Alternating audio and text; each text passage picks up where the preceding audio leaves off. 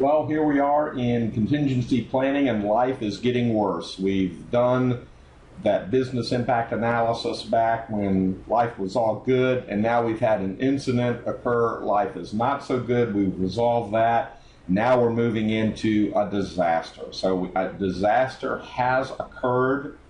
We're going to talk about how do we plan for that disaster, the crisis management within that disaster, and then the recovery operations after that disaster. So the first part, let's look now at planning for disaster. And again, you'll see some familiar components within that plan. You're going to have some type of policy statement. And first of all, I guess I should give you the context here. So the 7 steps from this National Institute of Standards and Technology is a good starting point for disaster planning and recovery. So it talks about having that policy statement in place, or having that procedure and guideline statement in place, reviewing your business impact analysis, identify some preventing controls. Are there some things that you can put into place that will prevent the disaster from occurring? If those fail, then coming up with some recovery strategies. How are you going to recover from that particular disaster and move forward? Then develop the actual plan, do some testing, training, and exercises around that plan, and then what is your plan maintenance? How often are you going to come back and look at this plan and modify it? How often are you going to do exercises and training? So that's your general kind of structure and context for looking at disaster recovery. Let's now move into some components of that first part of that planning document. So within here, you'll have your purpose, your scope, your roles and responsibilities again. What resources do you need? So a disaster has occurred, a building is on fire. What resources are you going to need to quickly put into place to address that disaster? And it may be that you have pre-negotiated contracts that support response to that disaster. As you look at the other components, the training requirements, how often are you going to do training within the organization? What are your exercise and test schedules? What's your plan maintenance? And do you have any special considerations associated with your region or this particular kind of disaster? All right, let's now move forward and look at disaster classification and the different types of disasters, because they're 2 big groups and both of them have different characteristics.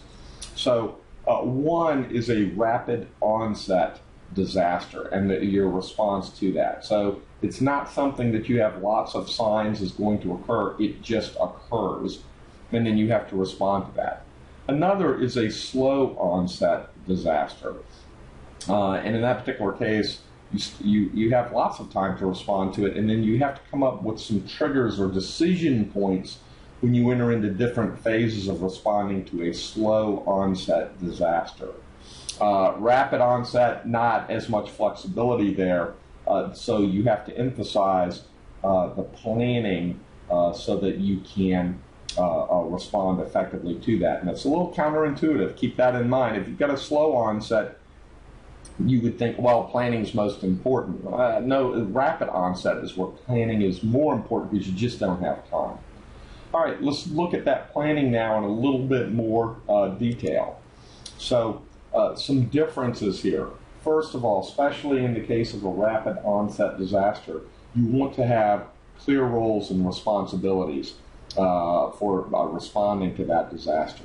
You may need alert rosters and notification of key personnel as part of that. This may occur after business hours, and you're going to need to bring folks in to respond to that again, especially so if you've got a rapid onset disaster occurring. Priorities, priorities, priorities.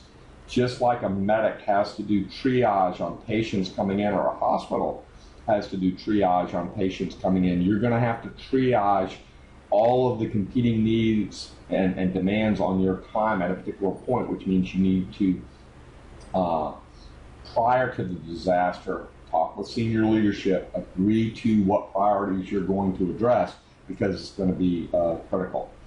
Document your procedures, take active steps and action steps to mitigate that risk, and then look at alternatives. What are our options as we're rolling into this, so that you're not kind of figuring this out on the fly. Instead, you've thought through it, you've seen the second order effects, you've seen the third order effects, and you've worked through all of the components. Now, can you build a disaster recovery plan for every possible disaster? No.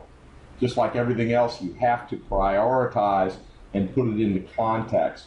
And that's why this one particular document, looking at your business impact analysis, incident response, disaster recovery, and business continuity, is so important. You can't plan for every possible incident. You can't plan for every possible disaster. You can't plan for every possible business continuity scenario. What you can do is do the business impact analysis, identify the most probable threats. And the way I like to think about it is, what are your most likely threats? What are your most dangerous threats? And as those occur, make sure that you're responding to those steps or those threats as they occur. So you can't do everything. You got to prioritize. It all starts with that business impact analysis. All right, well, very cool. So we've talked about business impact analysis. We've talked about incident response planning.